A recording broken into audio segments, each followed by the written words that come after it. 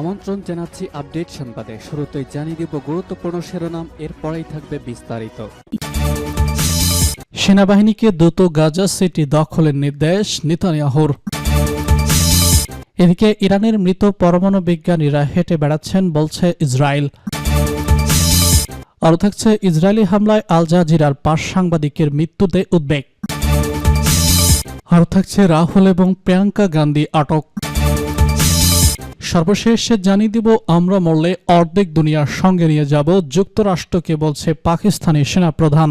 শুনছিলেন সংবাদ শিরোনাম, এখন বিস্তারিত। তার আগে অনুরোধ থাকবে ভিডিওতে একটি লাইক দিন এবং কমেন্টস করে জানিয়ে দিন কোন জেলা থেকে বা কোথা থেকে আমাদের সঙ্গে যুক্ত রয়েছেন। সেনাবাহিনীকে দ্রুত গাজা সিটি দখলের নির্দেশ নেতানিয়াহুর। ইসরায়েলের নিরাপত্তা মন্ত্রিসভা গাজা সিটি দখলের পরিকল্পনা অনুমোদন করেছে বলে জানিয়েছেন দেশটির প্রধানমন্ত্রী বেনিয়ামিন নেতানিয়াহু। রোববার জেরুজালেমে এক সংবাদ সম্মেলনে তিনি বলেন, যুদ্ধবিরতি নিয়ে মাসের পর মাস আলোচনায় কোনো ফল আসেনি। তার অভিযোগ, হামাস এমন শর্ত দিয়েছে যা মূলত ইসরায়েলের কাছে আত্মসমর্পণের সমান। এর মধ্যে রয়েছে গাজা উপত্যকা থেকে সম্পূর্ণ সেনা প্রত্যাহার, বন্দীযোদ্ধাদের মুক্তি এবং আন্তর্জাতিক সম্প্রদায়ের বাধ্যতামূলক নিশ্চয়তা যা ইসরায়েলের ভবিষ্যৎ সামরিক পদক্ষেপ ঠেকিয়ে দেবে। নেতানিয়াহুর দাবি, ইসরায়েলি জিম্মিদের মুক্তির একমাত্র উপায় হল হামাসকে পরাজিত করা। বিকল্প কৌশল হিসেবে অবশিষ্ট হামাস ঘাঁটিতে ঘিরে রেখে অভিযান চালানোর প্রস্তাব মন্ত্রিসভার অধিকাংশ সদস্য কার্যকর বলে প্রত্যাখ্যান করেছেন। অভিযানের সময়সীমা নিয়ে তিনি বলেছেন, গাজা সিটি দখলের জন্য সেনাবাহিনীকে দ্রুত সময়সূচি কমানোর নির্দেশ দেওয়া হয়েছে। নেতানিয়াহু দাবি করেছেন, এর উদ্দেশ্য গাজা দখল নয়, হামাসকে সরানো। তিনি যোগ করেন, দেশের ভিতর ও বাইরে থেকে যুদ্ধ বন্ধ করার প্রবল চাপের মধ্যেও এই সিদ্ধান্ত নেওয়া হয়েছে, কারণ আগেভাগে অভিযান থামালে হামাস নেতৃত্ব টিকে যেত এবং এতে ইসরায়েলের আঞ্চলিক প্রতিদ্বন্দ্বীরা আরও সাহসী হয়ে উঠত। অন্যদিকে এক বিবৃতিতে হামাস নেতানিয়াহুকে আঞ্চলিকভাবে নথিভুক্ত গণহত্যা ও অনাহারের অপরাধ থেকে ইসরায়েলের সেনাবাহিনীকে দায়মুক্ত করতে চাওয়ার জন্য অভিযুক্ত করেছে। সংগঠনটির দাবি, গাজা যুদ্ধ করার নামে নেতানিয়াহু ব্যাপক বাস্তুচ্যুতি, গুরুত্বপূর্ণ অবকাঠামো ধ্বংস এবং একটি পুতুল প্রশাসন বসানোর পরিকল্পনা করছেন। হামাস অভিযোগ করে, নেতানিয়াহু জিম্মি ইস্যুতে হামলার ন্যায্যতা হিসেবে ব্যবহার করছেন, অথচ বন্দিশালায় ডজন খানেক জিম্মি নিহত হয়েছেন এবং পরবর্তী বিনিময় চুক্তি বাতিল করা হয়েছে। জাতিসংঘের তথ্য উদ্ধৃত করে হামাস জানায়, গাজায় শিশুদের মধ্যে অনাহারে মৃত্যুর ঘটনা ঘটেছে। সীমান্ত ক্রসিংগুলো বন্ধ রাখা হয়েছে এবং ইসরায়েল এমন স্থানে আকাশপথে সহায়তা ফেলছে যা বিপজ্জনক বা সমুদ্রপথে পড়ে, ফলে আরও হতাহতের ঘটনা ঘটছে। হামাস দাবি করে, ইসরায়েলের পরিকল্পিত অনাহার নীতিতে এখনো পর্যন্ত 1800-এর বেশি ফিলিস্তিনি নিহত হয়েছেন।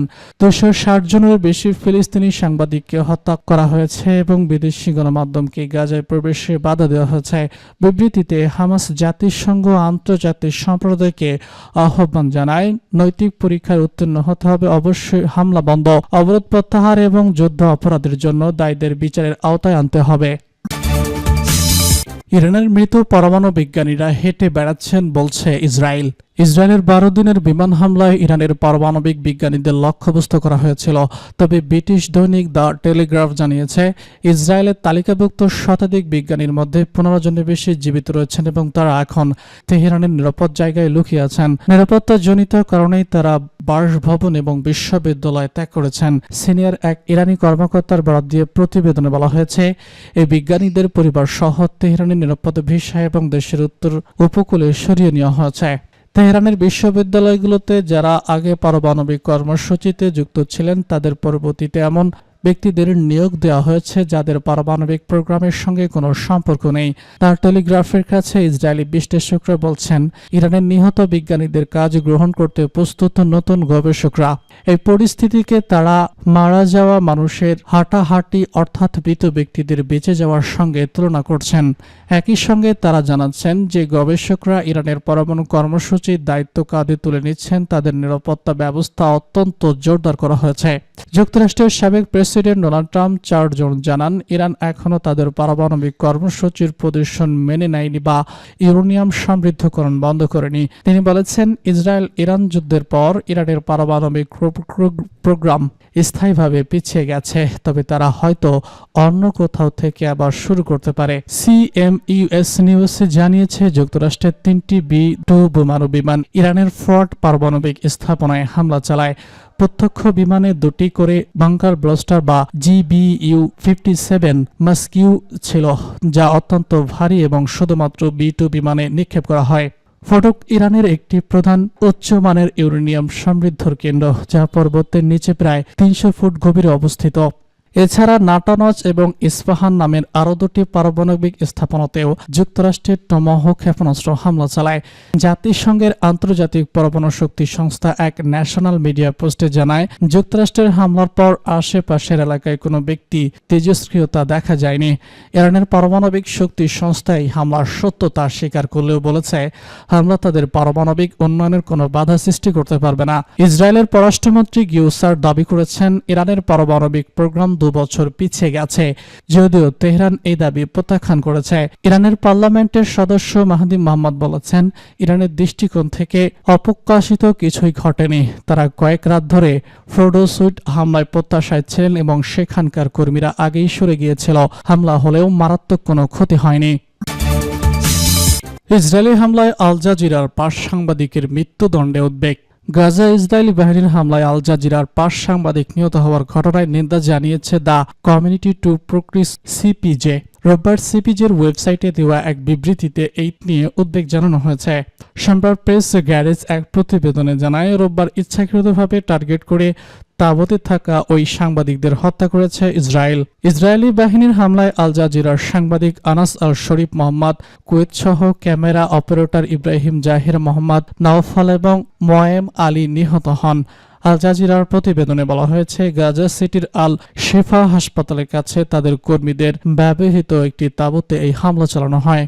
ইসরায়েলের সেনাবাহিনী এক বিবৃতিতে দাবি করেছে, আল শরীফ আল জাজিরার সাংবাদিক হিসেবে নিজেকে উপস্থাপন করতেন, তবে তিনি মূলত হামাস সদস্য এবং ইসরায়েলি বেসামরিক নাগরিক এবং IDF সেনাদের উপর রকেট হামলা চালিয়েছিলেন। তবে CPPর বিবৃতিতে বলা হয়েছে, ইসরায়েলের দীর্ঘদিনের একটি প্রবণতা হলো তারা সাংবাদিকদের সন্ত্রাসী হিসেবে অভিযুক্ত করে, কিন্তু তার পক্ষে কোনো বিশ্বাসযোগ্য প্রমাণ দেখা যায় না। এতে আরও বলা হয়, ইসরায়েল কোনো বিশ্বাসযোগ্য প্রমাণ দেখানো ছাড়াই সাংবাদিকদের জঙ্গি হিসেবে চিহ্নিত করেছে।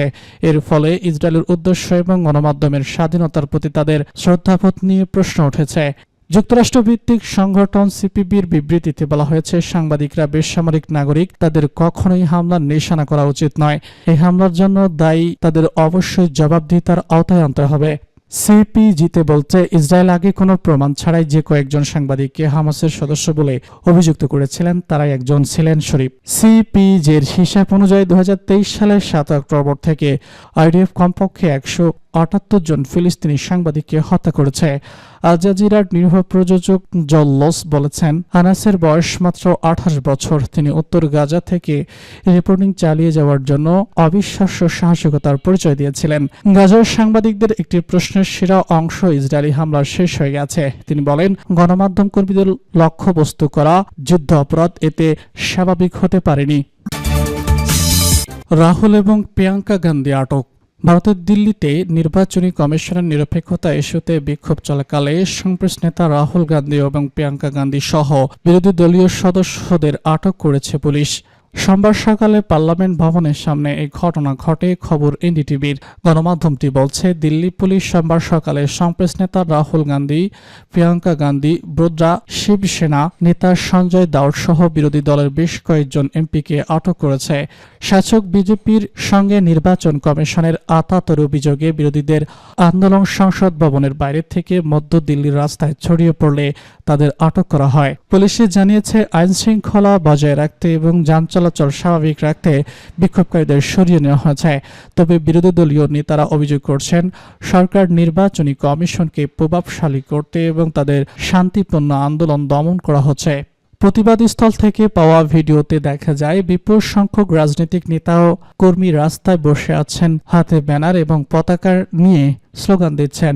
অনেকেই পুলিশের ব্যারিকেডের সামনে ধাক্কাধাক্কি করতে এবং আইনশৃঙ্খলা রক্ষাকারী বাহিনীর সঙ্গে বাগবিতণ্ডায় জড়াতে দেখা গেছে।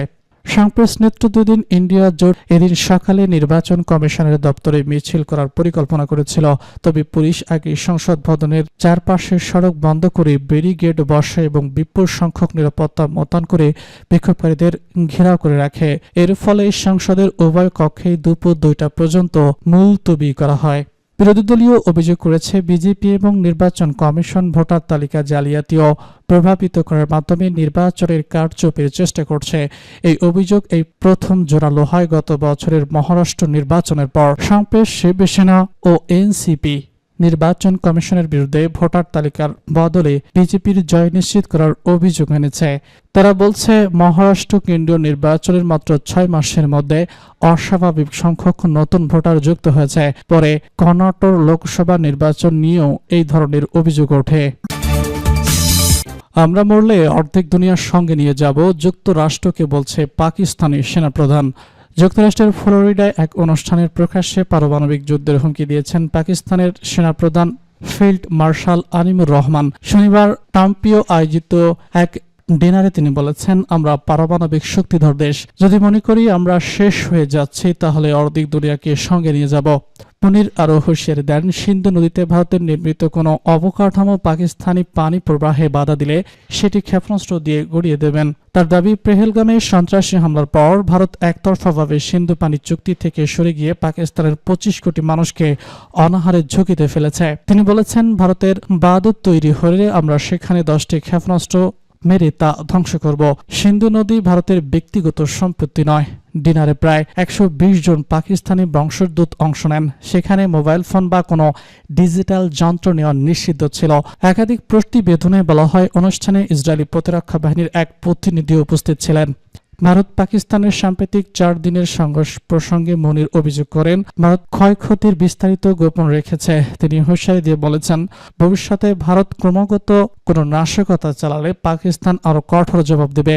আমরা ভারতের পূর্ব অঞ্চল থেকে শুরু করব, এরপর পশ্চিমে অগ্রসর হব। মুনির মে মাসে ভারতের সঙ্গে সংঘর্ষের পর তিনি ফিল্ড মার্শাল খেতাব পান। রাজনৈতিক মহলে গুঞ্জন রয়েছে তিনি আগামী দিনে পাকিস্তানের প্রেসিডেন্ট হতে পারেন।